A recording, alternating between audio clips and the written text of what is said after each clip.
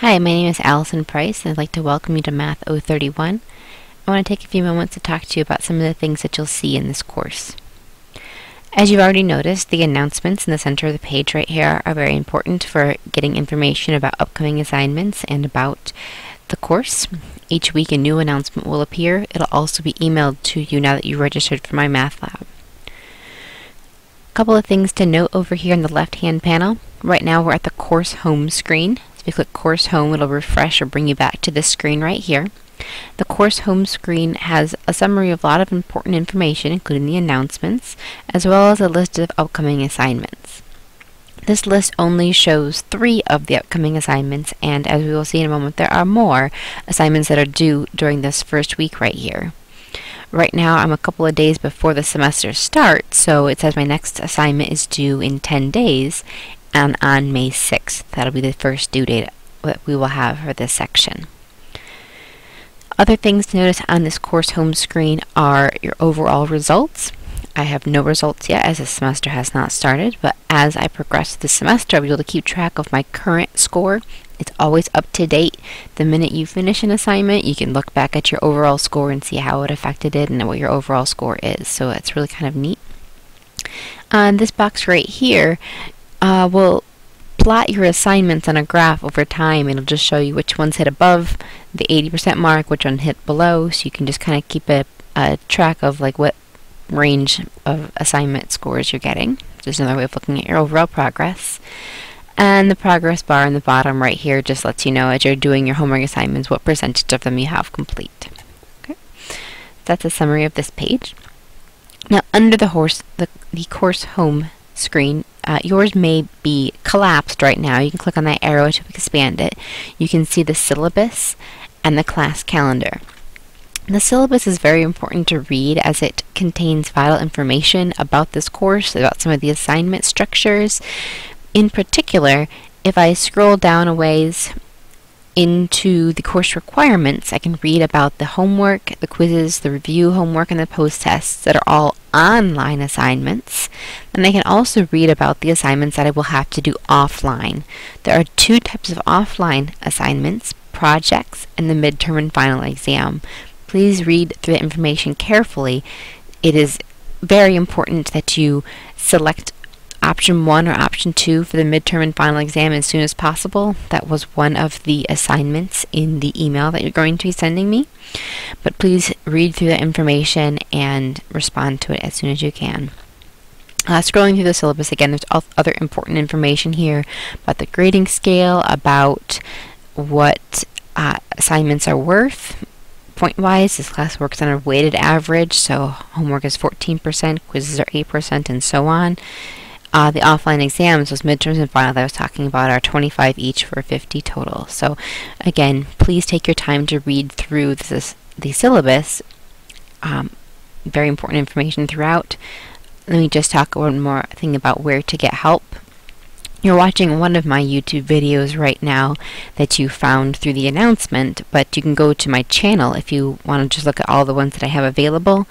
I will be posting several each week. But if you want to look ahead or if you want to just see what other ones are available, the YouTube channel is a good resource. Right? Let's look ahead at some of these other items on the left-hand panel.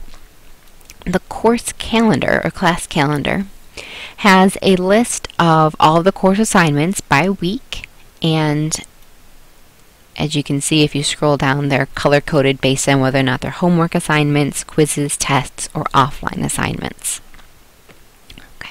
Offline assignments they can be something that is not completed in my math lab, so the email scavenger hunt was included in that, as well as the projects and the exams, the final and midterm exams. Another thing that you will notice as you look at this schedule is that there are roughly 7 to 8 assignments to complete each week. So the goal is that each assignment will take you about an hour to 2 hours to complete. And with 7 assignments, the goal would be that you would complete 1 assignment per day to be on track and managing your time wisely. Since this is a 4-credit course and all of the instructor time will be based off of videos or you reading the textbook, it's expected that you're going to spend 12 hours for a 4-credit course per week reviewing material and completing assignments for that course. So 4 of those 12 hours per week are supposed to be spent reviewing the text, reviewing the videos, the course videos, and then the remaining 8 hours are going to be spent doing assignments. So the assignments are broken down to 7 to 8 a week, so about an hour per assignment. Okay, let's go ahead and look at some of those assignments. If I click on homework, this is the tab that you're going to click on when you want to complete an assignment. Let me just highlight right here to notice that we have these 6 homework assignments that are all due on the 6th of May. So if you click on one of those, it'll bring up the problems and you can click into it. It pops up in a new window. So if you have a pop-up blocker, make sure that you disable that. You can fill in the answers by selecting some of the answers. Maybe later on we'll ask you to type something. Okay, and then you can check them and so on. Right, let me close this. Quizzes and tests are the same principle as the homework. A couple notes about those. You may take the quizzes as many times as you want. They're going to help you prepare for the exam or for the online tests. The online tests you have only 2 chances for, so please do make sure that you are prepared before you go in and take them. If you don't do as well as you would like on your first attempt, please take advantage of the second attempt. Take them both. The highest score only is the one that will count. And now that we've seen this Chapter 1 review quiz, let's go back over to the homework tab for a moment. And I want to point out the fact that the Chapter 1 review homework is an assignment that you cannot do until you have done the Chapter 1 review quiz. And how this works is the better you do on your first attempt of the quiz, it's going to determine how many problems you have to do in that review assignment. So if you score maybe 80 on the quiz, you might have to do 10 problems or so on the review homework, versus if you score low, maybe 40 or 50 on your first attempt of the review quiz, you may have to do 40 or more problems for that review homework. The review homework is trying to help you practice those skills that you need to be successful on your next attempt on the quiz and on the post-test. Right. The Gradebook, the next tab right here, since I clicked onto the first assignment and went into it, I didn't do any problems. I've got a 0 on it, and I spent less than a minute.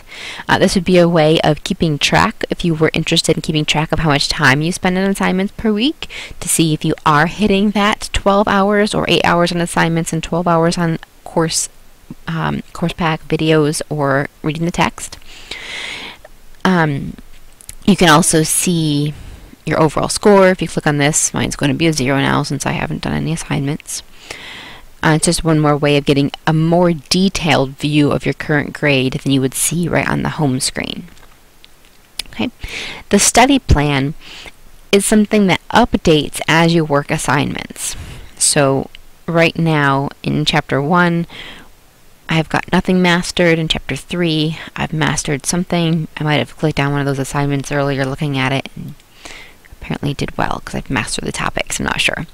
But the study guide is not something that's for points for the class, but it's something that is intended to track your progress through the course and give you an indication of where you might want to put some more effort in studying, or if you want more examples to practice while you're studying for a quiz or a test, the study plan will have that kind of problem.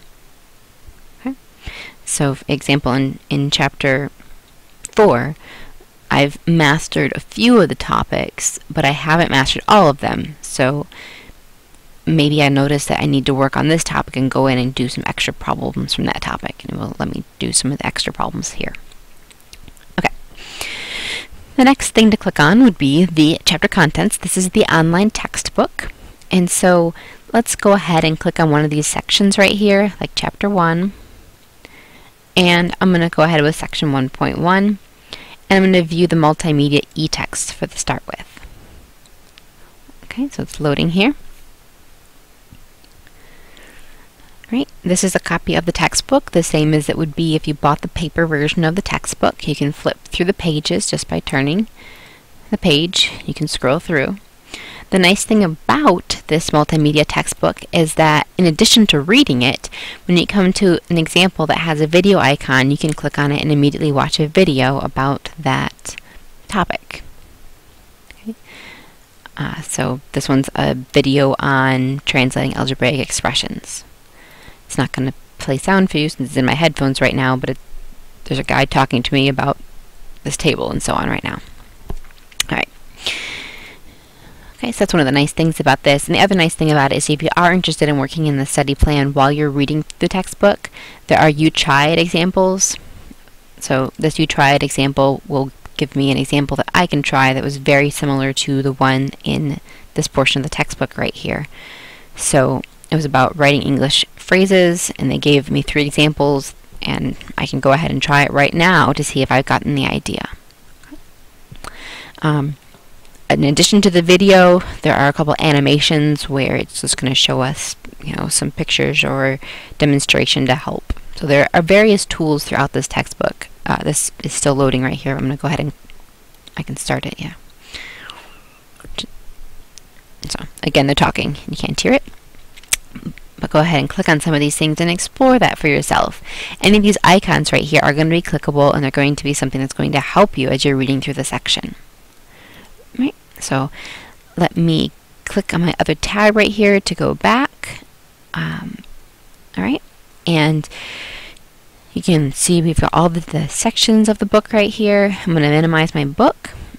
Actually, I want to go back over here.